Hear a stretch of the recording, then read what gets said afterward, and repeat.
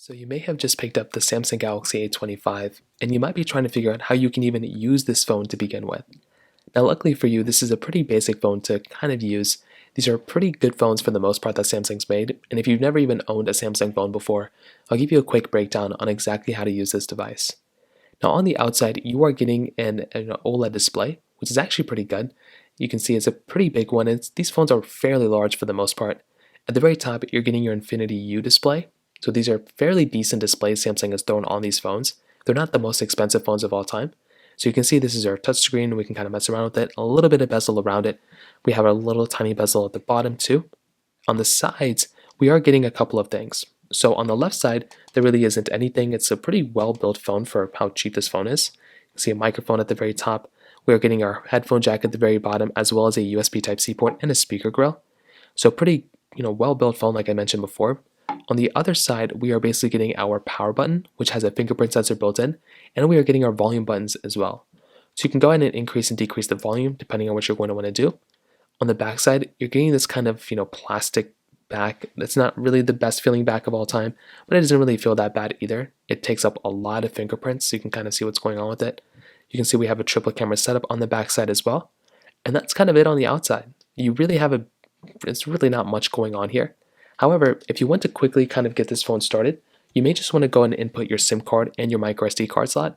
So you can do that by grabbing your SIM card tray eject tool that's within the box. So you can just go and find this that's within the box. It should be available basically all over the place. Or you can find like a small little needle and input it here. So look in the top left of your particular device and you should be able to see that tiny little hole right up there. So all you're going to have to do here is go ahead and slide this thing in just like so. So you can slide this thing in just like this, and you should be able to go ahead and pop this thing out just like that.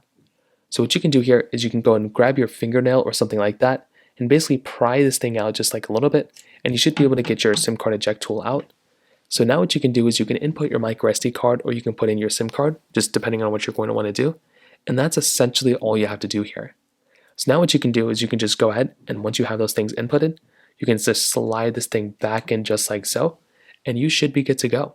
You can now boot up this phone and go through its initial panels, and that's essentially all you're going to have to do. Now on the front screen, you can see we have a pretty familiar design. This is our standard One UI, lock screen that you'll basically have on a majority of phones. Because we do have One UI, the features that we have in this phone are fairly similar to even the flagships. Of course, we're not getting all of them, but you're still getting a lot of them. If you double tap, if you just tap on the display when it's off, you can see the always on display. But if you double tap on the clock up here, it'll actually wake the phone up. At least it should. Sometimes it should, sometimes I guess it doesn't. But if you click the power button, you should be able to turn on the display. At the top, you have your time. If you tap onto this little panel here, it'll show you your notifications. So if you go ahead and kind of see that again, if you tap on the little icons underneath the clock right here, you can go and get into all your notifications. At the bottom left, you'll see a phone call app, so you can just hold it down if you want to access phone calls. And you have your camera up here, so you can just slide to the right or slide to the left if you want to quickly get into your phone calls or your cameras. At the very top, you have your status bar, and if you inputted a SIM card, you should be able to see that SIM card tray come up at the very top, right up here. Whenever you're ready, you can swipe up to open up your device, and you should be able to come into your home screen.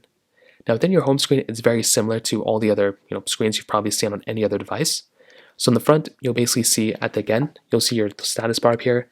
You have a bunch of widgets and stuff that you can add to your home screen, so you'll see that, and we'll mess around with those in a second.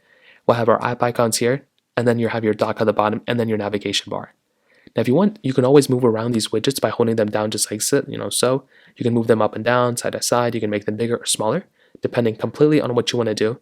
And you can delete them by just holding it down just like this, just like so. And you can click delete and remove, and you can remove those widgets. Same thing with app icons. If you want, you can go and hold down an app icon like this, and you can go ahead and move it to a different screen if you want to, or you can remove it completely from your home screen as well. So you can just go through and kind of move it around just like so. And that's another option that you actually have as well. Now at the bottom is the dock. It always stays consistent, so no matter which screen you're at, you can go and always see this dock, and you can go ahead and open up your other things. You can open up messages, you can open up Google Chrome. You have a lot of other applications you can choose from the Galaxy Store. So you can just go and tap into these particular applications to go and open it up. Now if you want to go back home, you can tap onto the little circle or the square, and you can go back home. If you want to click on your recents panel or your multitasking panel, you can click on the three lines here and get into your multitasking panel right here to see all the other applications and apps that you've opened up in the background. And you can always click the back button if you want to go back. So you can go back to a previous page, go back to a previous panel. and that kind of covers up this thing.